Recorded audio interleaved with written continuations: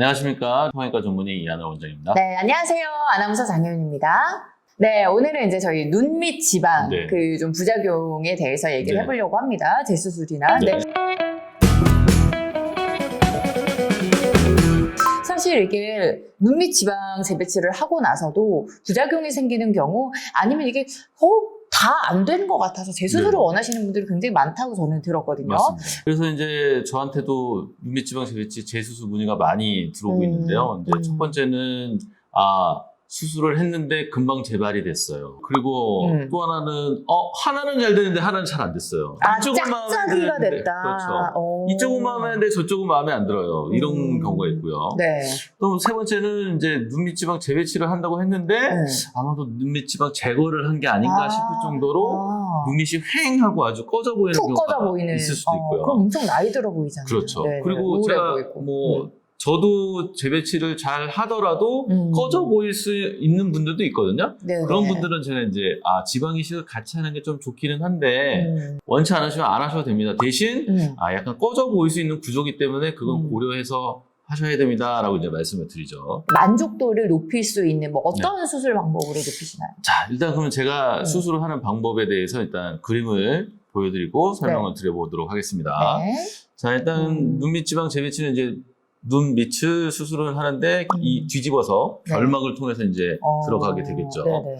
결막으로 들어가서 여기로 이제 전진을 합니다. 그러면 이제 눈물, 고랑, 인대가 이제 나타나게 되는데 네. 이거는 이제 바리케이트를 쳐놨다라고 보시면 돼요.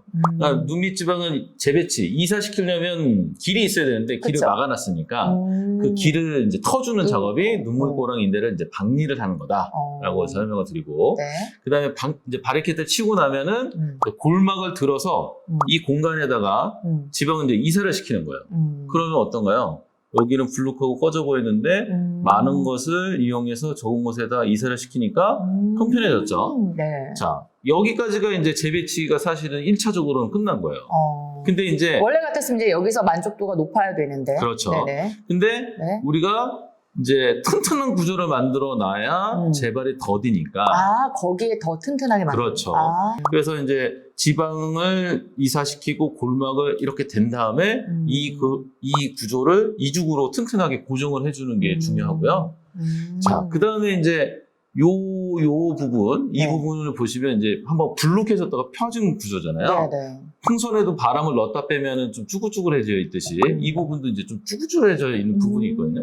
거기도 이제 다 조여놓고 나옵니다. 네. 그러면 이제 이 안화 경막 자체가 전부 다 튼튼하게 되어 있는 구조가 되겠죠. 그럼 이렇게 튼튼하게 해놔야 이제 재발이 안 되는 건데. 그렇습니다. 그러면 이제 궁금한 거는 이게 지방 재배치를 1차적으로 했잖아요. 네. 그리고 2차 재수술을 해야 되는 경우에 그 1차와 2차 그 간격? 좀 기간의 간격이 어느 정도가 돼야 되는 거예요? 바로 할 수는 없지 않을까요? 바로 하는 걸 좀 저희가 추천드리지 않습니다. 왜냐하면 우리가 이제 수술하는 게 일단은 자극을 준 거고 그렇죠. 자극을 준 다음에 회복을 해야 또 다른 자극을 주었을 때 또 회복을 할 수 있는데 회복을 하는 과정에서 또 다른 자극을 줘버리면 조직에 화가 날 수가 있어요. 그러면 이제 회복 과정이 더 더디고 결과가 안 좋을 수도 있기 때문에 저희가 최소 6개월은 좀 지켜봅시다라고 하는 이유가 이런 거 있습니다. 6개월 정도? 네. 그리고 아까 이제 경막 강화가 네. 중요하다라고 얘기를 맞습니다. 하셨는데 눈밑지방 재배치의 핵심입니다. 경막 강화. 네. 좀 다시 설명 좀 해주세요. 댐을 한번 생각을 해보시면 됩니다. 댐. 네, 물이 있고 물을 잡고 있는 게 댐이잖아요. 네. 댐에서 물이 새어나오면 네. 균열이 생기면 이제 물이 새어나오면서 그렇죠. 무너질 수 있잖아요. 그렇죠. 그게 이제 이렇게 지방이 불룩해지는 거를 저는 그렇게 표현을 하고 있어요. 그래서 지방이 있으면 그 지방을 탄탄하게 안정적으로 네. 잡아주는 게 안화 경막이니 느슨해져 있으니 다시 수술할 때 반드시 잘 조여줘야 된다. 이게 이제 안화 경막 강화의 핵심입니다. 이제 재수술 케이스 네. 사실 이제 저희가 계속 얘기 듣는 것도 좋지만 네, 사진을 보는 게 네. 그렇죠. 네. 자, 이 여성분은 되게 젊은 여성분이시기는 한데 네. 좀 이런 말씀 드리기 죄송하지만 좀 피곤해 보이는 네. 그런 눈밑을 네. 갖고 계셨네요, 원래. 자, 그래서 이제 재배치를 했는데 좀 불만족이어서 저를 찾아오셨고, 그래서 재배치를 튼튼하게 잘 해드렸고, 그다음에 너무 꺼져 보이는 경우에는 제가 이제 이식까지 같이 해서 이제 개선을 해드렸습니다. 그리고 이제 색소도 진한 경우에는 아이고. 색소도 좀 제가 개선을 해드리면 아니, 만족도가 근데 올라갑니다.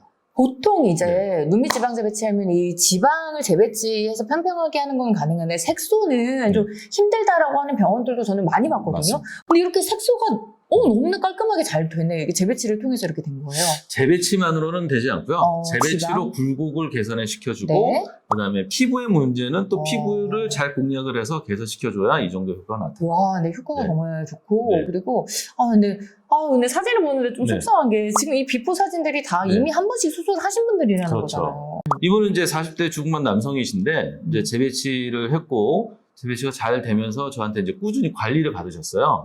그래서 이제 3년 뒤에 찍어봤는데 어떤가요? 3년 뒤의 모습도 뭐 엄청 깨끗해요, 깔끔해요. 오히려 더 젊어진 눈 느낌? 밑에만 보면은 네, 중고등학생 수준이에요. 네, 엄청 젊어 보이는. 기분 좋아지고.